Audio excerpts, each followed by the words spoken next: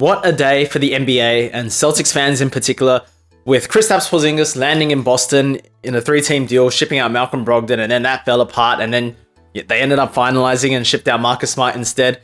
It's been a wild ride, man, and today I'm going to be grading how every single team in this trade went, from the Celtics, Washington Wizards, and the Memphis Grizzlies. So look, if you guys enjoy the video, hit that like and subscribe button. Thank you guys very much for watching.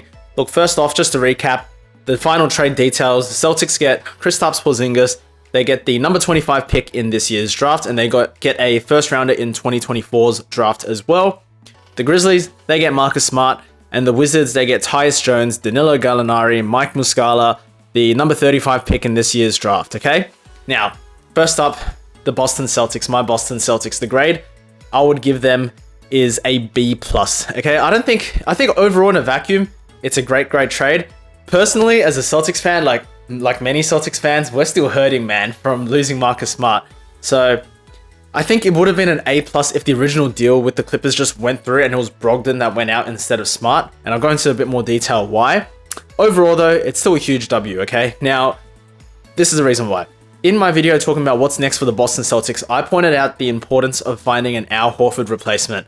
Well, guess what? Boston, you got it, man. Brad Stevens, you are a genius. Like, Kristaps Porzingis is as good, if not exceeding the expectations I would have had for any Al Horford replacement. Obviously, Porzingis, he's not as switch-friendly as an Al Horford, but I mean, Al Horford's getting old, man. He's not that switch-friendly either. Let's look at what he did this season for the Wizards, okay? He scored a career-high 23.2 points per game on a career-best 49.8% from the field, and he also shot 38.5% from three, making over 2 3-pointers a game. Defensively, I think he's one of the best rim protectors in the entire league, and he's gone very underrated in that aspect of the game. Opponents are actually shooting 11% less than their season average at the rim when guarded by Porzingis. And so just for reference, that's a better number than Anthony Davis, Joel Embiid, Rudy Gobert, and Jarrett Allen, just to name a few players, okay? Like, the Celtics right now, they have a legit number 3 option offensively. Now, with that being said, there's always going to come with a lot of injury risk with Kristaps Porzingis, but it is promising that he played 65 games this season with the Wizards. Probably would have been 70+ if the Wizards didn't shut him down. And that's why I think if the Brogdon deal went through, it would kind of help, because Brogdon's injury prone as well. So you kind of, you switch out an injury prone guy, bring in another guy. Whereas now you have 2 injury prone guys on the roster, okay? Getting onto the part where I don't think this is an A+, it's because the Celtics, like, I might be biased, I don't know, man, but the Celtics traded away the heart and soul of the team, okay? Marcus Smart. Like, this Celtics team, I've mentioned many times, was already soft as fuck, and now they just traded away their leader. And on top of that, they brought in a guy who's known as being soft as hell.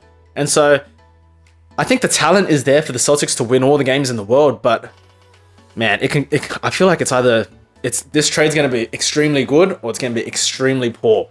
And like, obviously Marcus Smart, he had great chemistry with a lot of the guys as well, so it's going to be interesting to see how they kind of adapt from that. Now, another thing that I do think was the Celtics were in need of a table setter, right? And they just lost their best playmaker. The Celtics actually went 11-1 this season when Smart had at least 8 assists per game, and they were undefeated.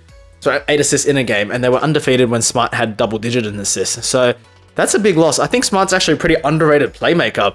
With that being said, I am pretty interested to see how Derek White fares as a full-time starting point guard. I think he's going to surprise a lot of people. Like, Celtics fans will know this. He's a damn good player, and I think he's going to prove it now that he's got a full-time starting gig.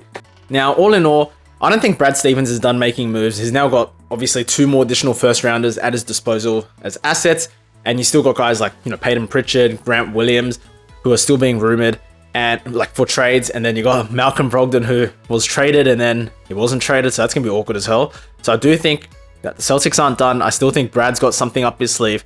This is going to be interesting, man, but overall, I give the Celtics a B+. Now, onto the Grizzlies. I also give them a B+, okay? I'm going to be hopping on that Grizzlies bandwagon. They're going to be my team to support in the Western Conference now that Smart's over there. So, in terms of what I think about the trade, Smart fits the Grizzlies like a glove. Like, he perfectly embodies that grit and grind. He's going to be great for the culture. The fans there are going to love him. He's one of those guys that you hate playing against, but you love having on your team. And I think it's even better when you account for the fact that Ja Morant suspended for 25 games, and then you got Dylan Brooks, who's on his way out as well. Like, they're not bringing him back, right? The fit is amazing. If you're starting Ja Morant and you're a playoff team, it's hard to find a better starting backcourt partner than Marcus Smart. because you need someone who's defensive minded, who can switch a lot defensively. So Smart's honestly the perfect complement. On top of that, if they want to, if the Grizzlies end up getting like another wing piece and they want to bring Smart off the bench, they can bring him off the bench as a 6-man. There's like so many different combinations they can do here. And the beauty of it is that, when you look at this Grizzlies team this season, when they had Ja Morant and Tyus Jones, you couldn't play those two guys together at the same time, especially in fourth quarter situations. They were getting exposed, but that's not going to be an issue that they're going to have with Marcus Smart. Obviously, he also brings that veteran leadership. He hasn't missed the playoffs in his entire career. I think he's going to be a great voice for the locker room in Memphis. And yeah, I think it's a great trade for the Grizzlies. I'm just upset that, Smart's gone, but he's definitely going to hold down that point guard position in the absence of Morant. Like I said, Smart's a very underrated playmaker. So yeah, kudos to the Grizzlies, man. Tyus Jones won it out. I don't think they could have done a very poor job. Obviously, they did give away 2 first-round picks. I know they're not that valuable. They're probably going to be late first-rounders, but, 2 first-rounders and Tyus Jones to get Marcus Smart. But context matters. They need him. So, yeah, it is what it is. Now, onto the Washington Wizards. I give them a C-, okay? Now, outside of dumping Porzingis' contracts, I think this is a huge L for the Wizards. Like, how the heck do the Celtics receive 2 first-round picks when the Wizards were the ones shipping away the best player in this entire deal? It doesn't make any sense to me. So I look at it like that, and I look at it on the fact that Bradley Beal, you traded him as well, and you got no young prospects, no first rounders in return, none of that, like anything that's of real value. So outside of dumping the contracts, which is great, like now you can go ahead and sign like a young star or whatever if they're willing to come to Washington or whatever. But, where do you go from here? Are you going all in on Kyle Kuzma? And in terms of the fit as well, like Tyus Jones, he wants a starting nod. I don't know if I'd start him over Monte Morris. Monte Morris is underrated as well. And even then, you look at their guard rotation. Now they've got Tyus Jones, they've got Monte Morris, they've got DeLon Wright, and they've got CP3. And you know that the Wizards are heading for a rebuild, but a lot of these guys aren't exactly young. CP3 is obviously old as hell. DeLon Wright's 31. Tyus Jones is going to be 28 next season, even though someone that I always think is like 23 or 24 years old. I feel like he's been 24 years old for the past 5 years, but he's not really young. So, like, my question is, what are you trying to do?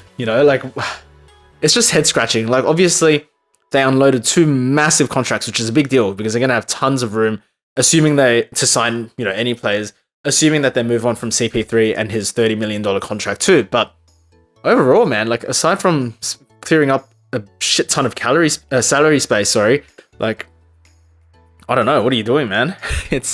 It's a bit head scratching, but I give them a C-. Look, that's my quick thoughts on the entire trade. I'm going to miss Marcus Smart like hell in a green jersey, but let me know what you guys think in the comments section below, okay? Who do you think won the trade? I mean, I'm pretty sure everyone agrees that Boston and Memphis did very well, but let me know what your thoughts are. Thank you guys for watching. Hit that like and subscribe video, and I'll see you. Hit that like and subscribe button, and I'll see you in the next one.